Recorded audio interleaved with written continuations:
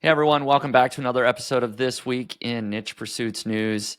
And anytime you have somebody deleting tweets, boy, it could be an interesting story. So we are going to tease that. We've got somebody that's deleted some tweets and is causing a little bit of controversy potentially. But Jared, first of all, how are you doing? Good to have you.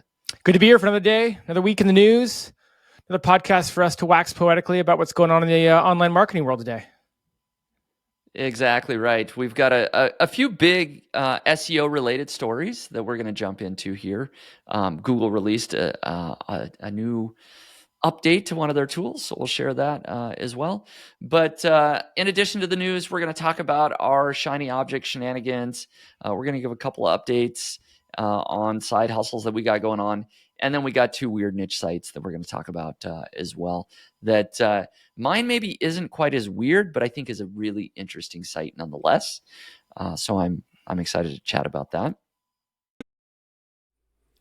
Before we jump into the podcast, I wanted to let you know that today's episode is sponsored by Search Intelligence. Here's a short clip of Ferry from Search Intelligence showing you how their agency built digital PR links to a client's website. This is how we landed massive links for our client in The Sun, a DR90 website, and many other UK news websites. We have used freely available data from YouGov to simply find out what the nation's favorite car brand is and which brands people love the most. Of course, Rolls-Royce came out on top, Aston Martin second, and Jaguar third. We put these insights in a short email and sent it to journalists that write about cars and to national news desks on behalf of our client. Within a few days, our client got featured in all the Suns, as well as many regional newspaper sites in the UK, gaining DR90 links to their leasing comparison website. YouGov website is full of unlimited PR stories with data already available for free. All you have to do is to start researching their data and start asking the data questions. You will be surprised of the unlimited PR campaigns that you will find there that can help you build massive exposure and links to your or your clients' websites. I hope this video is helpful and inspirational. If you want similar link building PR campaigns for your website, head to search-intelligence.co.uk and get in touch with them now. In the news, so first of all, Barry Schwartz tweeted this morning, and maybe let me share my screen so that everybody can see that. Of course, he covers, he's been covering the SEO news world forever. And so, of course, he noticed that Danny Sullivan deleted, and John Mew both deleted a couple of tweets related to the helpful content update. And John Mew said back on September 24th, 2023, that was shortly after the helpful content update came out. And I imagine at that point, he was getting a lot of pushback. People were seeing their sites dramatically drop in the rankings. And in response to that, what did he say on September 24th? Well, he said, I really don't see a rollback happening. And I agree, it's sad to see people put their heart and passion into making something and not seeing long-term results. But things can be both heart-made and not as helpful as the makers want. And so that's what he said on September 24th. And then it appears that, I don't know when it was deleted exactly, within the last couple of days probably, it's now been deleted. It no longer says that. And so why would that be? Jared, what do you think? Like, why do people go about deleting tweets? Well, the general kind of sentiment about this one specifically is perhaps it means that the helpful content update has been rolled back or is subsequently going to be rolled back. Nobody likes to be quoted as saying, I don't see a rollback happening when a rollback happens. This is, again, just the theory out there. Now, Google went on to clarify, again, we're believing them, but they went on to clarify that their helpful content update has not been rolled back, which I think is true. Like, certainly I've seen little stories here and there about recovery here, recovery there, but by and large, like the vast majority of sites that got creamed by the HCU are still in creamed status. But maybe it's omniscient in terms of what could come. Maybe it's people, maybe Google gave them permission to stop taking a beating about the HCU publicly and they were allowed to go take stuff. I don't know, it's hard to read too much into what it means, but, to have both John Mueller and search liaison, which is Danny Sullivan, kind of removing tweets about the HCU at the same time seems a little fishy, right? We should at least be talking about it. Yeah, I agree. I mean, is it a glimmer of hope for people that were hit by the helpful content update? Right? That's what, of course, where we go, and that's what we want is like, gosh, our sites got hit really hard. Google said they're super happy with this update. They're not going to change anything, but now those tweets have been deleted. So is that a glimmer of hope? Perhaps. We don't know. Time will tell. What I found interesting is that, of course, Danny Sullivan, the official Google search liaison, he responded to this and simply said, to clarify any potential confusion, no, the last helpful content update was not rolled back. And I just find that funny, as though that does clarify any potential confusion. No, to clarify any potential confusion, why don't you just tell us why you deleted the tweet, right? That would be a great way to clarify any potential confusion. But this cryptic tweet of no, the helpful content update was not rolled back doesn't really clear up the confusion as to why you deleted a tweet, right? And it's a very savvy way of not admitting that maybe in the very near future, the helpful content update may be rolled back to some degree. You can still be in, saying the right thing by saying it currently has not yet been rolled back. So yeah, I like how Barry finished his article. Quote, it does make you wonder if Google did roll back into the last helpful content update, and why there has not been another helpful content update since September, and why there was only one helpful content update, I presume you meant to put this year. Leaves a lot of questions, certainly. Yep. I think if anything, like maybe this isn't as indicative. Again, I agree. Maybe it is indicative of what's coming, by the way. But another way to look at it is maybe it has nothing to do with what's getting rolled back or what's changing, but more of a softening, because it certainly seemed like when this came out, John Mueller particularly was very staunch, even going to battle against a few niche site owners on Twitter. He was very staunch about how helpful this update was. And perhaps this is maybe not significant enough to warrant a rollback, but a softening of their stance that this really is as good of an update as they kind of came out of the gate saying. Right. And also just one other thing to kind of, I guess, clarify. Danny Sullivan, apparently on his Twitter account, he automates the removal of his tweets from his personal account.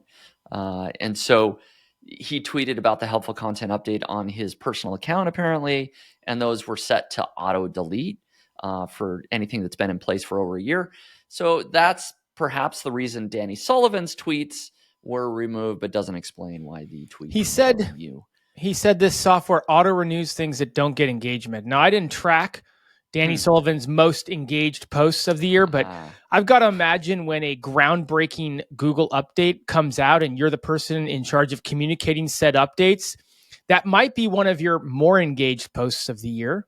Mm-hmm. I don't know. I guess I'm just thinking out loud. I don't have any data to back that up, but right. I mean, I don't know. I don't have any reason to not believe him. Like, right. I'm not saying he's lying, but it's weird. The whole thing's weird. It is weird because it's certainly one of the hottest topics of the final quarter of the year is certainly the helpful content update, right? Came out at the end of September and all Q4. That I feel like that's all we've been talking about here on the podcast. So, this sort of news topic is certainly a little bit more on the rumor and, he said, he didn't say. A niche pursuits gossip train. It's the niche pursuits gossip train here that Jared and I are fanning these flames here because it's fun and exciting to think about. Does it provide this glimmer of hope? Does it mean that the helpful content update is going to change slightly? Does it not mean a thing? We don't fully know that answer, but we're always here every week to cover the news for you. Maybe that's the December update you and I have been pining on and on about. It's not actually an update, but a rollback, huh? I like a little that. Christmas gift under the tree. And they would never call it a rollback. Let's just be clear. Google won't, even if they do roll this back, it'll be called some update or it'll be called a core update and this is snuck into it.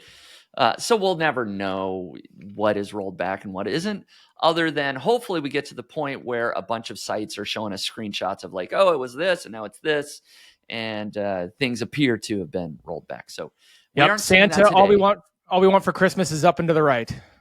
That's exactly right. Google Santa. We'll see what Google Santa brings. I do not know. Time will tell. But always fun to talk about, nonetheless. And speaking of gifts that Google is giving us, they have just rolled out a big new update called Gemini Pro. And Gemini Pro, I guess, powers a few different things. I guess I'll stop sharing this screen and share the one that's related to Google Gemini. So Google Gemini or Google Gemini Pro is a multimodal AI model. And it says it will be added to search and ads next year. So it's not in search, I guess, regular search right now. But Jared, as you've said, it already is implemented into SGE. I know you've played around with SGE and some of the results that are there, and we can look at that. But it is also already rolled out into Google Bard. Yes. So if people want to go over to Google Bard and play with that, that does include the Google Gemini Pro update. It's there. It's free. You can use it. And this is essentially supposed to be the competitor of ChatGPT, OpenAI, their GPT-4 model, right? Google Gemini is supposed to be the equivalent or better, if you listen to Google, than the model used by OpenAI. And that's in Google Bard for free, as opposed to paying $20 a month for ChatGPT Pro, right? You get it all for free. So it's supposed to be super interesting for a number of things. It's multimodal, meaning you can take pictures, right? You can give it images, and it'll tell you all about what's in the images. It can read the text in the images. Of course, it's text based, as Google Bard has always been. Video. It can do live searches, right? And as we showed last week, you can pull in YouTube videos. So it's got all of these different data sources that it can look at. It can output. And it's supposed to be much more advanced. So kind of cool update from Google. If you go over to YouTube, I should have pulled this up, and just type in Google Gemini. There is a ton of official videos. Yeah, on about the 20 Google of them. channel. Yeah, where they even had Mark Rober do a whole science experiment based on the feedback he got from Google Gemini, right? So they're really pushing this publicly, getting names like, big YouTubers like Mark Rober, and just tons of videos of I think this is supposed to be okay, Google Bard, Google Gemini is better than OpenAI, and you should definitely be using it. Yeah, there's just to even go further, there's 3 levels of Gemini.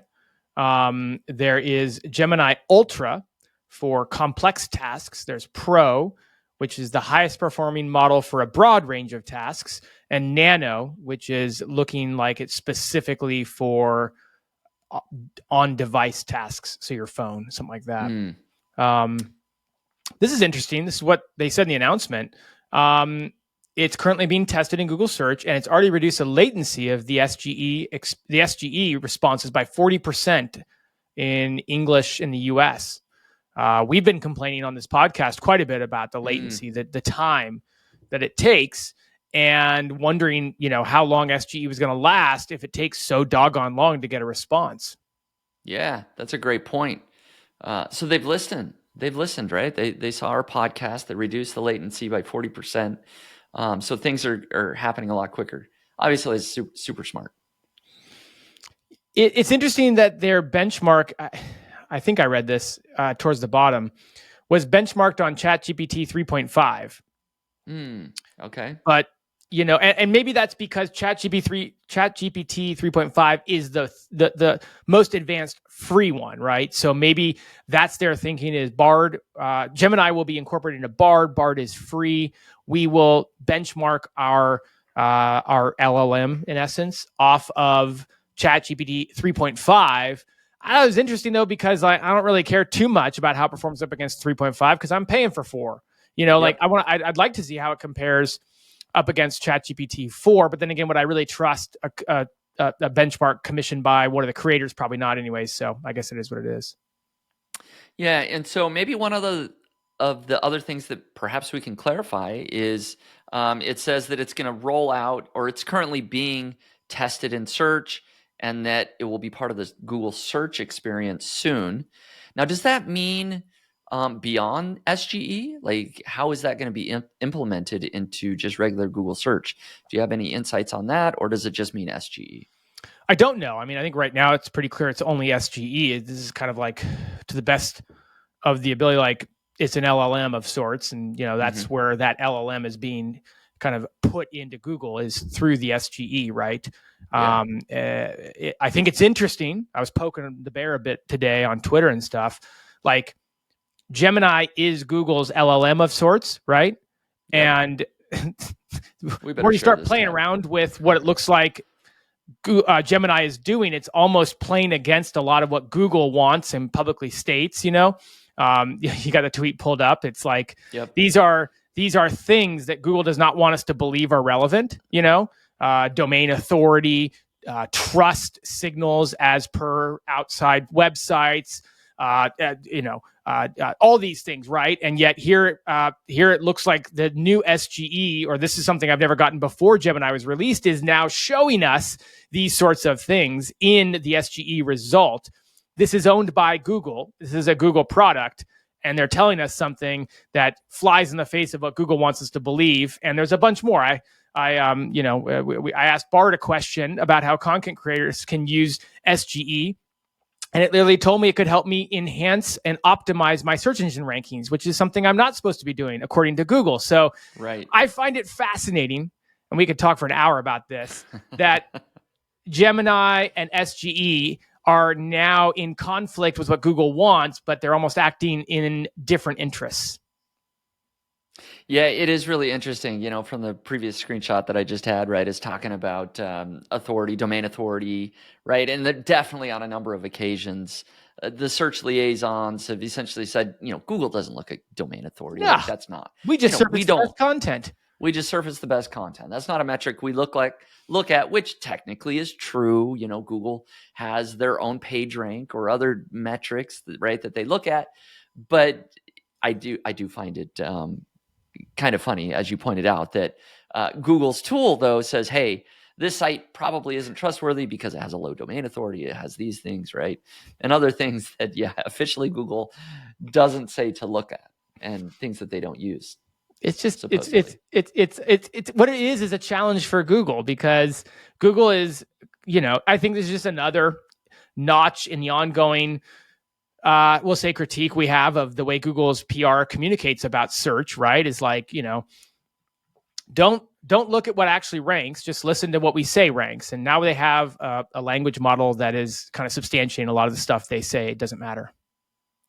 Yeah. So, I went over to Google Bard, and so I started poking around, where I was like, okay, let's play with this new Gemini here. And so I basically asked, Google Bard, what's a good YouTube video about internal link building? It actually gave some good ideas, bullet points. These are some great launch points of where I could brainstorm some YouTube video ideas. And then I was like, okay, what would make this video better? What would make this get more views? And I linked to one of my recent YouTube videos. And it gave some ideas: use stronger call to actions, optimize the video for search. And it did okay. I wouldn't say it actually did that great on some of the suggestions, but it's okay. And then, of course, I harken back to last week of like, okay, who is the face of Niche Pursuit's YouTube channel? I said, who created this video? Seems like Nick. A really easy answer. Nick. And well, this time it just says it was created by Niche Pursuits. I was like, okay, you're sidestepping the question. I see what you did there. You got Niche Pursuits. That's right. And I said, who is speaking in this video? In this video, the speaker is Niche Pursuits. All right. Well, so I asked right out, who is the founder of Niche Pursuits? This is a softball, right? Like Google, like anybody can get that answer right away. The founder of Niche Pursuits is not explicitly mentioned in this video. So I'm a little baffled that Google Bard with Gemini can't go out and find this. And it appears that the reason perhaps is because of this drop down. Like it's only looking at this, it's narrowing it to YouTube, right? Because then further, I said, can you do a search on the web and find out who the founder of Niche Pursuits is? And it says, I'm sorry, I'm unable to do that, right? And so I found it really interesting. And so I started just a new chat, and I just asked, okay, who is the creator of the Niche Pursuits YouTube channel? And it got it right off the bat. So if you get it into this vein of like looking at YouTube, like it stays on YouTube. Well, it's really weird. And I didn't want to dive too far into it when you brought it up earlier, but that's really actually very interesting. As I've got out of focus here in the camera, this is so funny. This is the problem we were having for you beforehand. That's See right. if I can get Use it back. the hand there. And, yeah. Don't look at the hand. Just look at what I'm saying. That's right. We'll get it. We'll figure it out. I think it's really interesting because, and again, I only had time to study Gemini for a few minutes and watch the videos and whatnot. But Gemini is supposed to be it's supposed to look at multi in the first way ever, because previous to this, if you would, and forgive me if I'm explaining this wrong, don't have this rehearsed, but previously, like go to ChatGPT, give ChatGPT a video, it's going to read everything in the video, but it's not able to take and then go look at other sources outside. Or you give it an image and it's going to read the image and kind of look at but Gemini is supposed to be able to do this cross-platform analysis and data. And so I think that's interesting because that's kind of what Gemini is supposed to be able to do is go, well, I know this is a YouTube video by the Niche Pursuits channel, so let me look elsewhere into everything else I can see and know about Niche Pursuits beyond just the video I was provided. Exactly. And so maybe I am still not on the latest Gemini. True. Maybe that's possible. Yeah, I don't know because it was just released, but I assume everybody was on it. So let's give the benefit of a doubt. Maybe I'll try it again next week. Ask something about my YouTube channel, see if I can figure out who owns that darn Niche Pursuits YouTube channel. That really complicated question. So, well, anyways, if nothing else, the upgrade clearly was worth it for Google because Niche Pursuits has been put to pasture. Ooh, somebody needs to register that domain. Niche Pursuits. Your alter ego. They could be my alter ego. I like it. Ooh. Spencer Hawes and Niche Pursuits. Niche Pursuits. Anyways, any other Google Bard or Google Gemini things that you played around with that you wanted to if you want to have a good time, I asked Bard, what was it? How can content creators benefit from Gemini? And it had a lot of interesting responses, similar to what you were saying. Some of them were very good. It had some good ideas about, hey, you can load competitor information up into here and we can look at it and we can tell you insights. Like it had some really good thoughts. And then it had a lot of thoughts that you're like, if this is the most advanced LLM model on the planet, we've got a ways to go. So, yeah. No, it is interesting. And I know there's been analysis comparing, Google Bard and OpenAI. And I think that's going to be an interesting comparison going forward because Google certainly is one of the other few companies that have deep pockets, similar to OpenAI with Microsoft behind it, that can pour all this money in to get the latest and greatest advancements.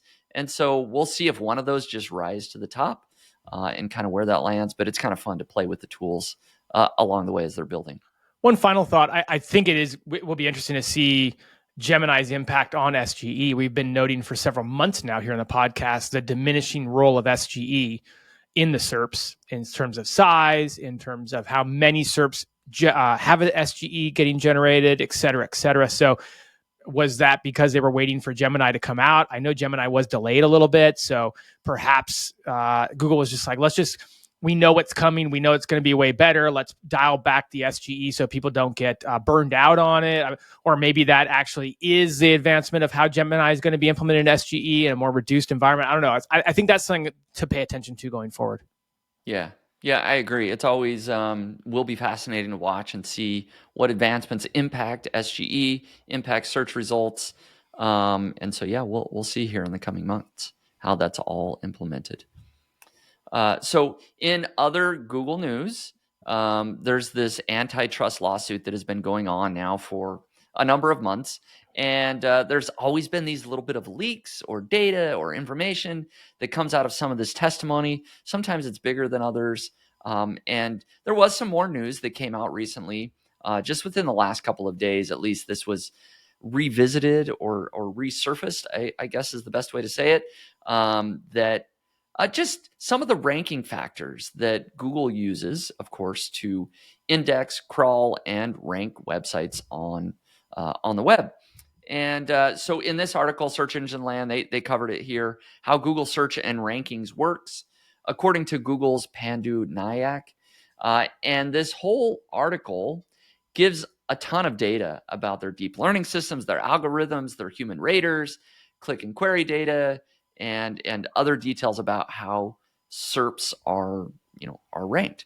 And so we don't really have time to dive into all of this, because this really is they cover a lot of any one of these subjects. Like if we were to jump into RankBrain or Hummingbird or this human IS system, and there was some others. What was the Glue, the NaviBoost system? Anyways, there's like half a dozen different either systems or technologies or processes that they use to rank different results. And so we don't really have the ability to dive into all of those. But some of the interesting highlights here is that in his testimony, he says, quote, somewhere along the way, he says, quote, that there's maybe over 100 ranking signals. That appears to be lower, than what Google has said in the past. For a while, Google used to always say it was about 200 ranking signals that were used to rank pages. And then that number ballooned briefly to 10,000 ranking factors in 2010 when Google's Matt Cutts explained at one point that many of Google's 200 plus signals had more than 50 variations with a single factor, right? So we don't know the exact number, but it still today is probably over 100 ranking factors. So has that been pared down? Maybe. I don't know exactly if that really has been, but some of the key signals that Nayak mentioned here is really the importance of the document. We always call it, the actual page of the website, right? So a single article is what Google kind of refers to as a document, right? The words that are on the page, the title, right? Everything that is within that blog post. That really is the most important ranking signal. And I've always harped on this ever, since before I created Longtail Pro, just the importance of actually mentioning the keywords that you want to rank for in your article, right? Having those phrases in your document, right? So the document, the article itself is certainly the most powerful ranking signal of all, right? But then there's things related to that: topicality, page quality, reliability, localization, and this NaviBoost system, which I don't. Have you heard of NaviBoost before? I don't think I had heard of NaviBoost. That's the first time I've heard of it. I think that was interesting. It basically said the NaviBoost system is one of the most important signals. The core system is focused on web results, blah, blah, blah. It's also referred to as a memorization system. The NaviBoost system is trained on user data. It memorizes all the clicks on queries from the past 13 months. Before 2017, it was the past 18 months. The system dates all the way back to 2005, if not earlier. It has been updated over the years, obviously. It's looking at a lot of documents and figuring out things about it. So it's the thing that culls from a lot of documents to fewer documents. I think that it points to a lot of what we've been talking about this year with user signals, right? Mm-hmm. Yeah, it's interesting. Is it purely based on, clicks, right? That was also a leak from the antitrust lawsuit here, is that they use data from users, right? Clicks, navigation, did they go back to the search results? And so I guess that's all part of the NaviBoost system. At least that's kind of what it sounds like. There were some other interesting things that were shared in here. I agree with you, by the way. It's one of those things that it's a great read. It would be impossible for us to cover everything. Like, this is one of the most in-depth kind of juicy type of articles, but definitely going down and maybe getting a little bit of discussion on that IS score. It's based on search quality rater rankings, which we've talked a lot about ever since the advent of EEAT. But I don't know, from afar, it would seem like they put more stock on quality raters themselves, and like they're more integrated into their system than maybe I would have previously thought, based on what is said. Like, they're more core to the algorithm than I think we were giving it credit for. Maybe am I stretching by saying that? No, I don't think so. right? It says right here, the IS score is Google's primary top-level metric of search quality, and it's computed. It's an approximation of user utility, comes from 16,000 human testers, right? And so, of course, we've always had Google's human rater guidelines, right, that you can use and you can read and look at. But this is clearly, they get a lot of this feedback and this data from users going through websites and how they rate individual websites. That goes into the algorithm. I mean, they have Pandu really explains it. Like, he gets into the details of it. It's a point system. He gives the example Wikipedia and how many points Wikipedia accounts for in the ratings. And, it's very interesting. It's very interesting. Yeah, no, very interesting indeed. So there's a lot here that people can read through. One thing that's another interesting discovery here, Google decided to do all rater experiments with mobile. So according to this slide, right? The question was, you don't know what the IS gap would be if human raters were looking at desktop presentation, right? And then the answer here from Professor Edward Fox, a Google expert witness, says, Google made a decision some years ago to do all rater experiments with mobile. So that's all I know. So 100% of the way they test and rate websites is on a mobile device. So I think that's maybe a wake-up call for anybody listening out there. If you're only looking at your web design or how your website looks on desktop, you're missing out. Mobile might be impacting your search ranking, right? If your website is a terrible user experience on mobile, but is amazing and stellar and fast on desktop, it doesn't matter. Google's not really looking. They're certainly not looking at the user metrics on desktop, right? They've sort of built the algorithm based on all these human raters that do 100% of their tests on a mobile device. We know the bot only crawls mobile, and raters only apparently look at it on mobile. So, yeah. I mean, there's really not much left in Google's world to justify desktop. Yeah, it's kind of crazy, and that's perhaps a wake-up call for me as well. Like, I still do everything, on my desktop. It's nice. I sit here at my desk and I write my blog posts or anything else right on my desktop. But not only our desktop, but how big is your monitor? Well, I've got like 22 or 24 inches, right? Okay, so that's not bad. I thought you would have like a 60-inch monitor, Got your dashboards up for niche pursuits, for Link Whisper, for Rank Logic. Sports, you need a big screen to fit all the data for all those companies there. Yeah. Not quite, but it is definitely different than mobile. My point being is, a lot of us who sit behind a computer all day and work on some of this stuff have, larger than expected. This is my point when I was a photographer. We look at our pictures on these big, amazing monitors that are designed to edit photos on. And they look beautiful. When you send them to a client, they're going to be looking at them on some Dell 16-inch, monitor at work that hasn't been color calibrated in 30 years. And so, exactly. Exactly. Like, Google's not probably looking at it from the lens of your desktop and your monitor size. Yeah.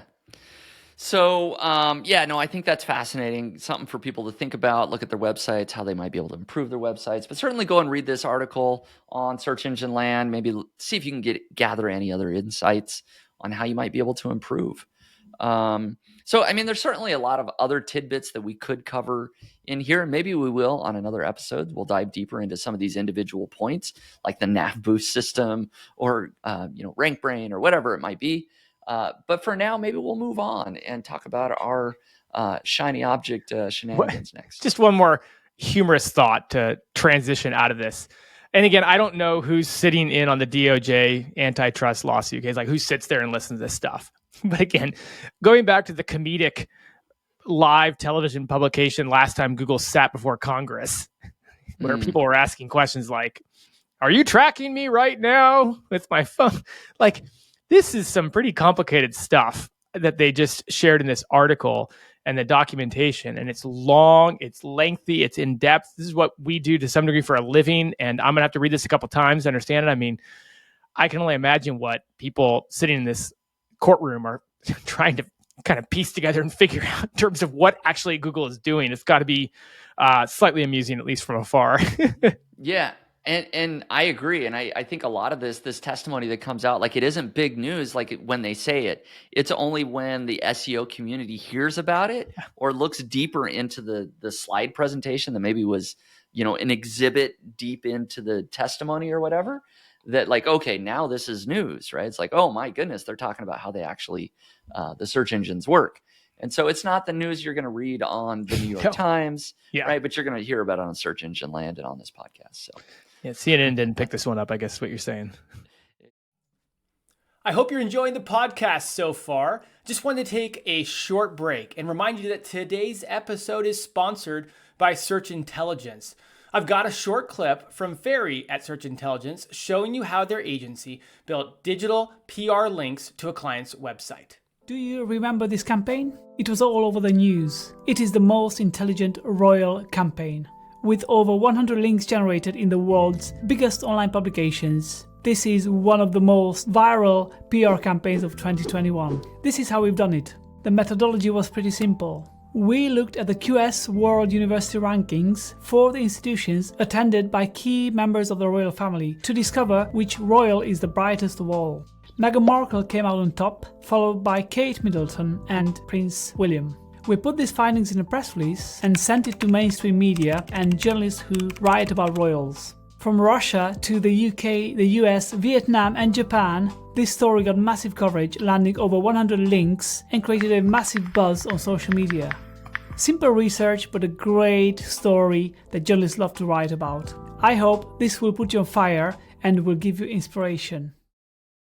Are you looking for similar link building PR campaigns for your website? If so, just go to search-intelligence.co.uk and get in touch with them today.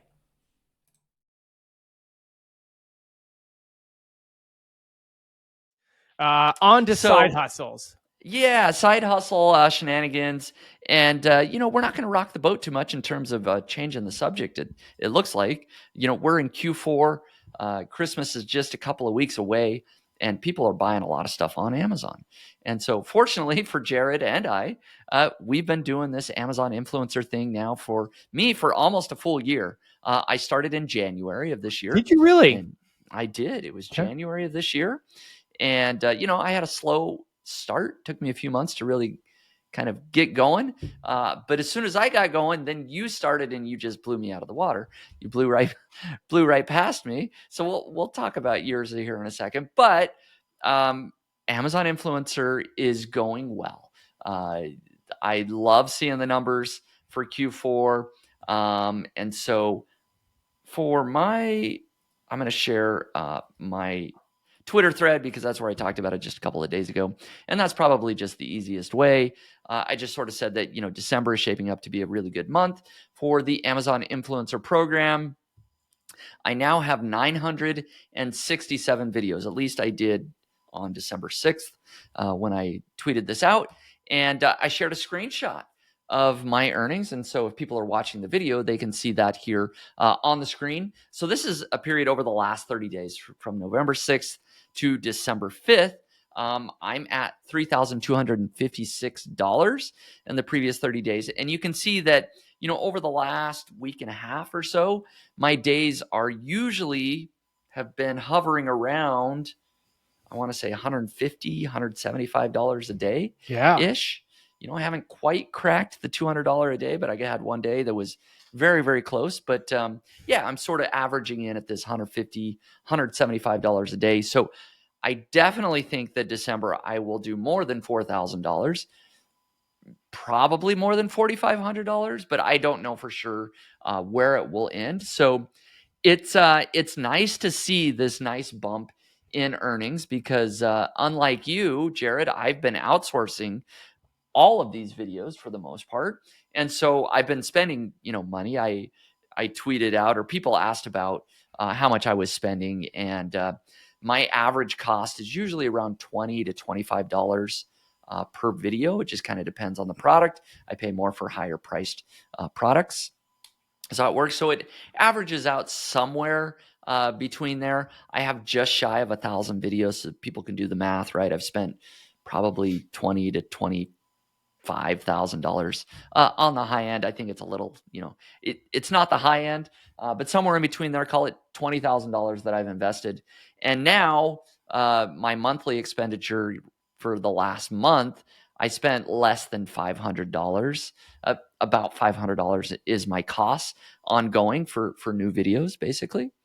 And so I'm profitable, right? I spent about $500, made $3,200. So I netted about $2,800 in the last 30 days. And that should just continue to be great, right? I should net hopefully $3,500 to $4,000 after expenses in the month of December.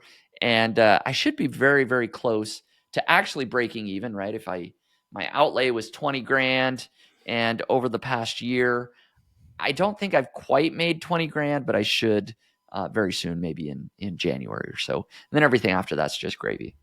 So hopefully. I mean, your November is fantastic and your December is shaping up to be fantastic as well. I'm super curious to see how long we get to ride this gravy train of holiday earnings. You kind of, part of me goes, oh man, we probably just got this one little bump for Black Friday, Cyber Monday weekend. Then we're back to, but then the other part says, no, not everybody buys all their stuff that weekend. People are just buying stuff daily, every day leading up to the kind of the holiday finality of it. So there's every reason to believe that stuff will continue right into December all the way up until the holidays hit. Oh, I think so. Certainly. If anybody's like me, which I think a lot of dads out there, don't want to call out the dads, but sometimes we wait until last minute to buy things. So I think all the way through like the week of Christmas, we're going to be seeing a higher volume, certainly than normal. So I think it'll be good. And then I just noticed here, of course, the first comment here is to my tweet was, Jared has 1,000. You're slacking. I didn't see that. So I guess that's letting the cat out of the bag, right? Because I don't think last week you would hit the $1,000 mark. Nope. Yet. Spencer, I did not have time. I did not have time this week to make influencer videos. I will tell you what, but the competitive nature in me came out and I'm like, I've come so far. I would hate to come in 20 videos shy of beating you to 1,000. And so I pulled it off. I have eclipsed 1,000 videos. Congrats. That's huge. Hats off to you. I know how much work it is. No bet. So just bragging rights. No bet. Just bragging rights. It does make me feel a little bit like a slacker, like the guy said, because you've only been at this since like May? End of May. Yeah, Memorial Day weekend here in the States. So it's like whatever that is, May 25th or something like that. Some number there at the end of May. That's incredible. That's incredible. And to be candid, so it's both Caitlin, my business partner, and I making videos. I've made a few more than her because I'm faster at it. We probably put in about the same amount of time. And I have experimented a little bit with outsourcing some videos. I didn't try hard. Had a neighbor, made some videos, went about their day, and that was that. But the lion's share of the videos on there are me, bunch made by Caitlin. But it isn't one guy making videos. It is, kind of a company approach with us. But yeah, just eclipsed over 1,000 videos. I'm looking right now. I'm at 1,011.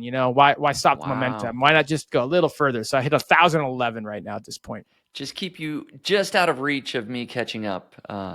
So that's good. Well, I'd hate, I'd hate to wake up and somehow they rejected a video or something, and all of a sudden I'm back below 1,000. I thought, let's not leave this to chance. Let's really seal the deal. So that was cool. I mean, I remember talking about 1,000 videos being the marker in the summer, like late summer for me. So, and we joked about it. I think it was around late summer. So yeah, I won't say that it's been something I'm dying to hit before the end of the year, but I do think that for me, it's one of those, who would have thought that something that I hadn't heard of at this time last year, that something that going into summer, I hadn't started, that I would have 1,000 videos and just like you be making, in my case, I broke $4,000 last month. I just pulled up, we were talking my last 30-day average. So that includes the first 6 days of December. So the last 30-day average right now is at 4,600. Oh, that's awesome. And it's incredible. It's really incredible. Is. It's you incredible. Could build that in 6 months. So, I did some math. Like since May, since I started, I'm above $16,000 in earnings. Wow. And so, we'll come in. I believe that's the math. Shoot, I should have brought that up. But it will come in at somewhere around the $20,000 mark, just like you. Yeah. Absolutely amazing for a side hustle started in May. Yeah. No, it's incredible. I think it's hopefully kind of motivational for people out there that it was something that I had never heard about, a year ago as well, right? I heard about somebody doing Amazon influencer videos. I had no idea what it was. I watched a couple YouTube videos. I then heard, some people that I actually knew that were in the Niche Pursuits community, right? That were making videos and doing well. And I was like, I got to try this. This just sounds so fascinating. Us coming from the world of where we need to build a website, we need to wait for it to rank in Google, and then people need to, come to our article, read that article, click a link, then go to Amazon and then buy something. Then I get my commission. We just cut all of that out and just put a video on Amazon. Like, this is just I couldn't believe it was real. I pulled it up just for clarity. I'm at 14,500 ish for the year after November's earnings. So I think I was anticipating that I would be between 16 and 18,000 by the end of the year. So just for clarity, but if you do the math on that, just say I started June 1st for nice round numbers, I've been doing it 6 months, and 14.5, like that's well over $2,000 per month on an average from the day I started. I will tell you that it's been a while since I started blogging, right? Like, it's been a while. So it's hard to put myself back in those shoes. But if I could have been making over $2,000 a month on average out of the gate from my website in the first 6 months, that would have been my average. Not I reached that average on month 6, but that's been the average looking back over the last 6 months. I mean, I would have been stoked about this 8 years ago when I started getting into blogging. Absolutely. And it's only gotten harder in that world since then, So it's really fascinating. Now, of course, you can start a blog today, start publishing today with the influencer account. You have to qualify. That's kind of the big bugaboo there. But outside of that one sort of caveat, it's a very fascinating side hustle. And, this week we've actually, both of us, or I only speak for myself, gotten a couple different people that have shared some feedback that they've started this year, and that they have started doing Amazon influencer this year in some part, from what they said, at least from hearing us on the podcast talk about it. I mean, you and I have been sharing some really great numbers, $3,000, $4,000 a month. But there's one story that caught my attention of someone who made, hold the phone here, over in the 5-figure number in the month of November. And they just started this summer, $11,000 in November. And they started even later than me. This is incredible. I've got this pulled up on Twitter here. Matt, Super Niche Sites. Yeah, a total of $11,000 from Amazon in November. And he started in July at zero. Unbelievable. Unbelievable. Now, he did go on to say that, granted, I spent a lot of money buying products to create videos on. I also invested a ton of time to do research for products. But then he went on to say, but to see that massive growth in just 4 months is absolutely mind-blowing. So different approach. I've talked about it quite a bit. I published a video this week on my earnings and on the things I did wrong for Black Friday. And it centered really around only going after household items. Even if you had told me, by the way, that my Black Friday earnings would have suffered as a result, I would have said, well, that's about all I have time for anyways. But still, Matt clearly went the other direction and said, I'm going to go strategically invest in products that some combination of how he evaluated probably underserved products, high-priced products, really well-rated products, new products, brand deals, all these other things you can be doing on the program. But I mean, he's got quite a runway now. He's got, he went on to comment, he's got, I think over, how many videos did he say? It's well over 1,000. Here it is. Yeah, it was 1,300 videos. 1,300. To find that. Yeah. Yeah. So he's that's hard. It's a lot of work in 4 months. He's working at it, but I love it. It just takes, sometimes it just takes a lot of hustle, right? And I find that most people are unwilling to put forth the hustle. Like, I hate to say it, but most people listening to this that are like, man, I wish I could do that. A week from now, they'll forget about it, right? But somebody like Matt, he stuck with it for 4 months and just went all in and like put a ton of time and energy. And he's, reaping huge rewards right now because of it. So cool. So inspiring, man. So inspiring just to see, like, I mean, I had another person DM me and talk about how they made $1,000 and about how big of a deal that was for them because of, their website had gotten hit by the HCU, and that's a big deal. So even in its kind of more basic, like I made $1,000 and that's helping out. That's a success story. That's an inspiration. Here's somebody making what I would call life-changing income, right? Like that's the $11,000 per month is significantly more than, most people are making in a month at their day job. Now, again, granted, he has expenses there, but nonetheless, like that's that's changing your career potentially. I mean, these are some cool stories, very inspirational. Yeah, and I don't think either of us are trying to convince people to do the Amazon Influencer Program. We don't get anything if you do the Amazon Influencer Program. And in fact, it just adds competition, right? Somebody out there listening is can create a video on a product that I created and I won't make as much money. So we're just sharing our experiences because, we get excited about side hustles, right? I enjoy the shiny objects out there. And so I put a little bit of my time out there. But I think the bigger idea that we're trying to get across is not go do the Amazon Influencer Program, although you could do that if you want. But there are dozens, probably hundreds of different ideas, online businesses, side hustles that you could be doing right now that if you really put hustle in for 6 months, like you can create life-changing money, right? Niche sites is one of those. Amazon Influencer is one of those. Creating a Facebook page that sends tons of traffic is one of those, right? There's so many different ideas that you could be doing. You just need to find something that you're excited about, passionate about, and just really stick to it and put the hustle in and do it. And I think we've been clear, like it hasn't been all roses along the way. Like we had some really rough months where we were like, man, this is what a waste of time. For sure. Still could be.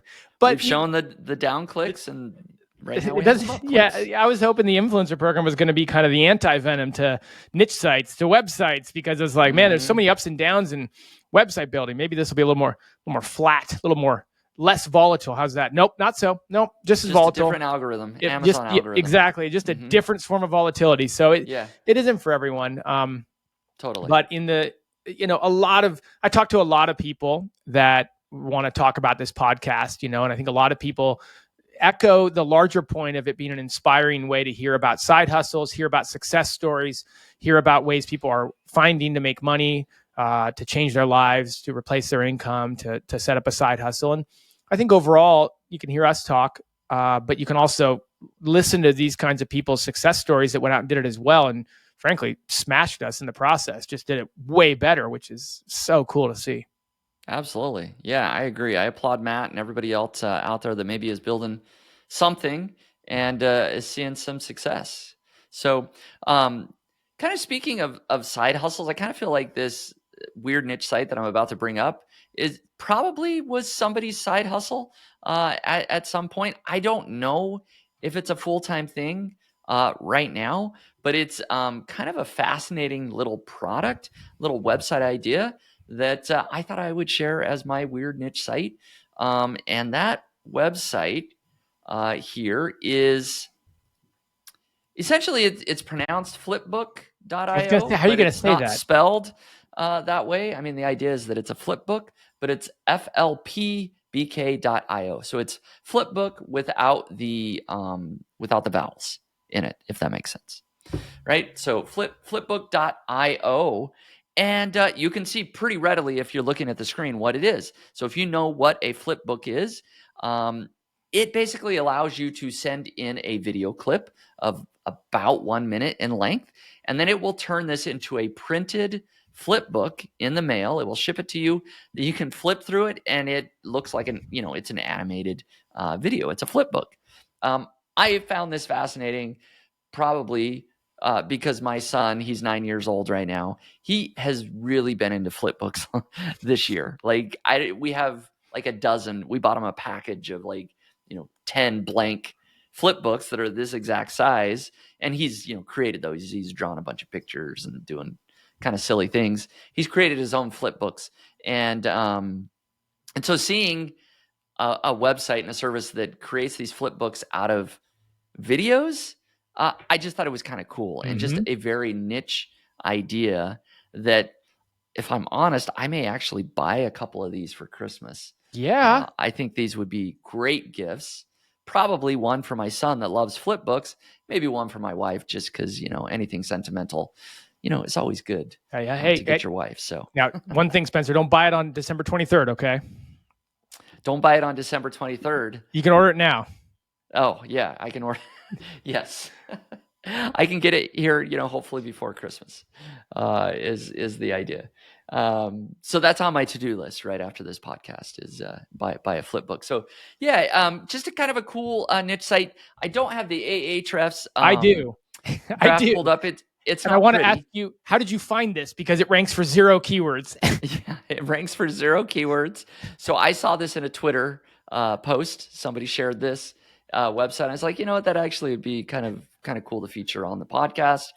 So it doesn't get much traffic. It's certainly from search. I did have SimilarWeb web pulled up. I should have pulled that up before so I could share it. But if I recall, it was about 17,000 visitors a month. So it must be a lot of direct traffic. Let's see if I can actually get this up on the fly. Actually, I lied. That is on the quarter. So about 17,000 visitors. So 5 plus on the quarter. So it's so it says 16,000 here, but then here it says monthly visits about 8,000, right? So it's not a massive website, but I can tell you that if you get 8,000 visitors of highly targeted traffic, people that are interested in buying, like that can be a very profitable business. Now I'm looking at SimilarWeb here in top countries. The Republic of Korea is 88% of the traffic. That's interesting. Maybe they ship out of Korea. Yeah, I might need to double check if I can even get this here in the U.S. And I mean, they've got a contact us page. They do. I was just looking at that. It's just a chat bot. It's just a chat bot. So they may be based out of Korea, and I may be already too late to get a Christmas gift for my wife on this. But where do they get their traffic? Direct, 21%. Social, 52%. Makes sense. It says 21% is still coming from organic, but mostly social and direct, it looks like. I mean, if you had your product line dialed in, you could, and it's different for every single product, but you could see yourself making a living off just pushing Facebook ads and different ads in different platforms, right? This is exactly the type of thing you see kind of popping up in your Facebook feed, your Instagram feed, something like that. This looks very reminiscent of the stuff I see popping up in my ads. They probably have a pretty healthy margin. Looks like they're charging $25 a flip book. That can't cost a lot to make. It's more about just the technology they've packaged together. So their margins have to be pretty good. Yeah. Yeah, I think it is. I think it's a social play. If they could get people sharing this more often, running some Facebook ads, right? This is definitely the type of product. Like if I saw on Facebook and a Facebook ad, like I might at least click over and check it out. Yep. Right. This is made for Facebook ads, made for Instagram ads, that kind of stuff. Exactly. Perfect for birthdays, gifts, holidays, that sort of thing. Mother's Day. Gosh, I feel like this business should be doing better. So we'll see. Maybe we'll check back in 6 months and see what's happening. Maybe I'll order it and I'll let everybody know how the flip book looks. There you go. Yeah, I mean, it'd be fun to see how they incorporate this in with like an app. I mean, in theory, if they did it really well, like you should be able to go straight from. They could target your mobile device where I already have my video. They could target that specifically on, say, Facebook. I click. They go, cool. Which one do you want? Which video do you want? They say just upload a video that is shorter than a minute. They gray out all the videos on my phone that are less than a minute or that are more than a minute. I can pick one that isn't, and then bam, I just hit a button, and it taps in with my Apple Pay or whatever, and I could have that ordered in 30 seconds. You could see how this could be very successful in an ad environment on social media. Yeah, I agree. Great ideas. So we'll see what happens, but just wanted to highlight this sort of weird. Different niche product here. Slick looking cool website too. Yeah, absolutely. So what do you got for us, Jared? My website is not as good looking. Okay. A couple weeks ago or months ago, I don't remember this time. Do you realize, by the way, that I almost featured a weird niche that I'd already featured? I don't remember that. I didn't tell you about it. We were like an hour or two away. And I had already prepared, put in the agenda, this weird niche that I had saved. And I was like, I feel like I had this flashback to where I talked with Spencer about this.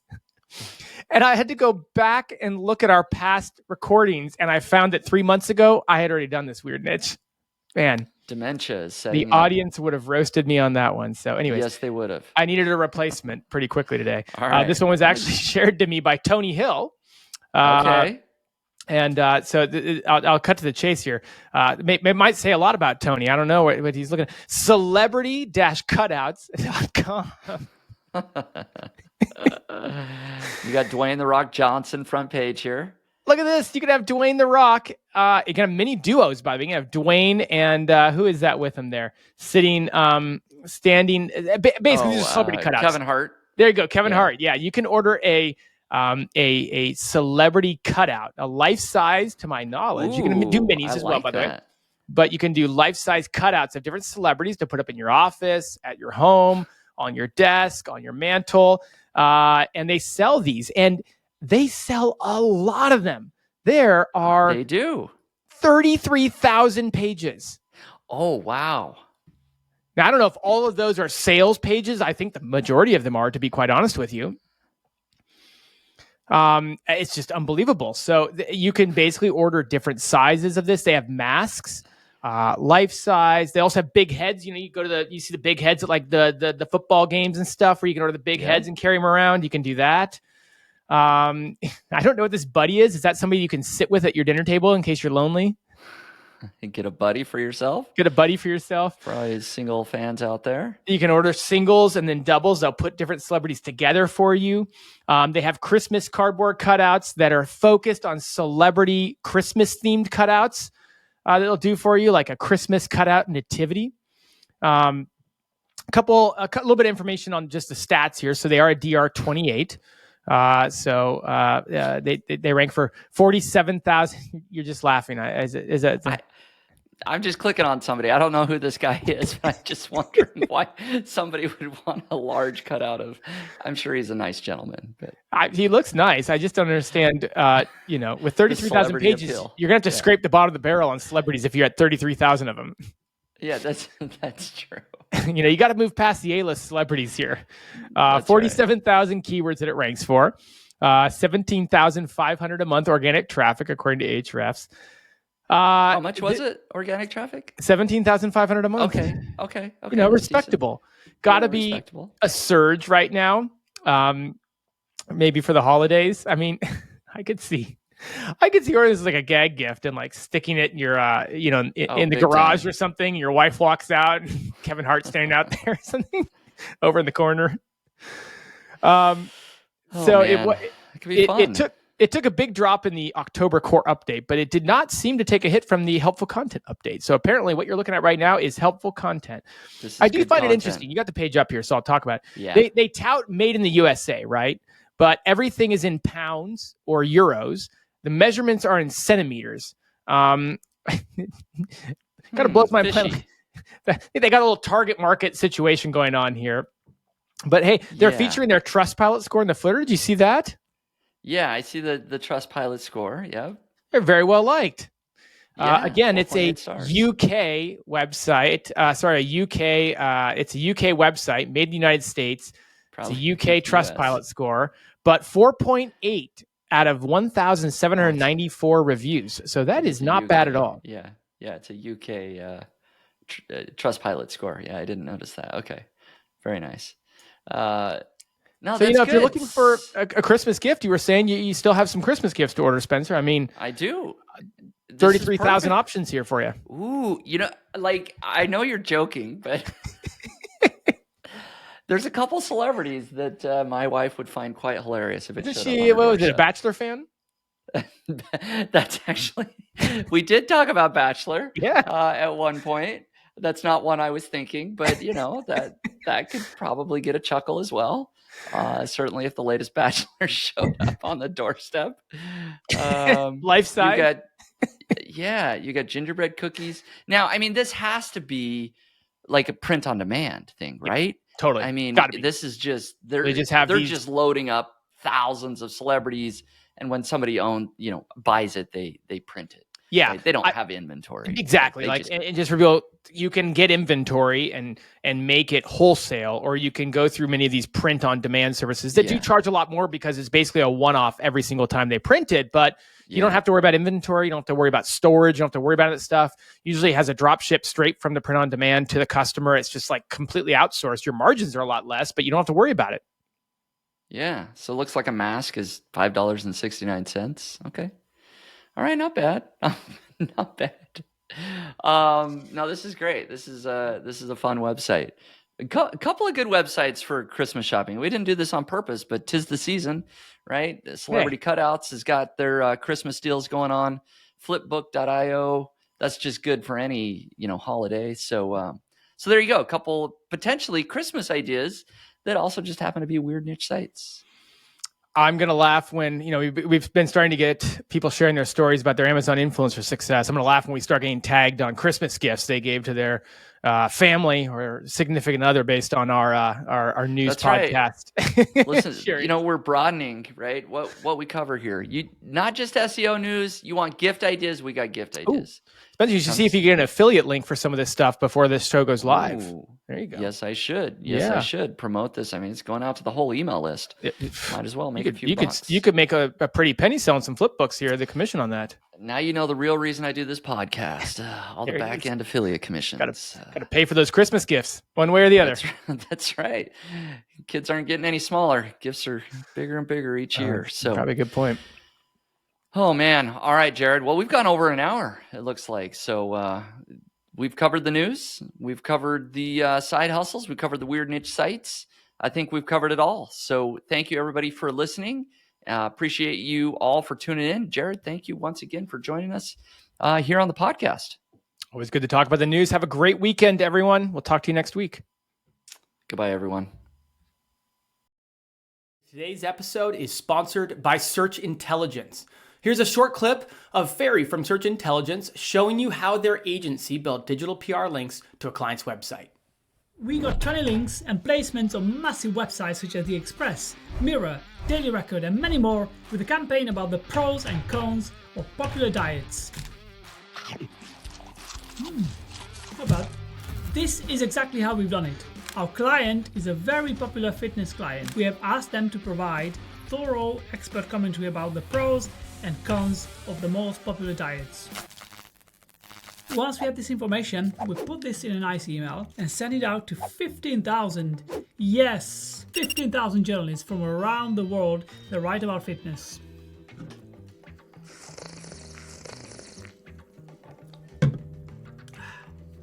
So good. And unhealthy.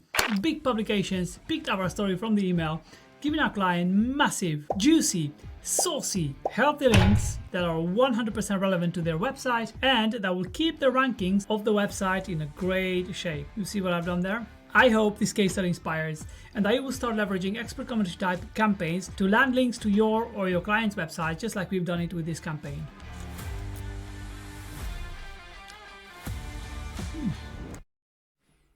Thanks for joining us today on the podcast. Just a final reminder that it was brought to you by Search Intelligence. And if you're looking for link building PR campaigns for your website, just head over to search-intelligence.co.uk and get in touch with them today. Cheers.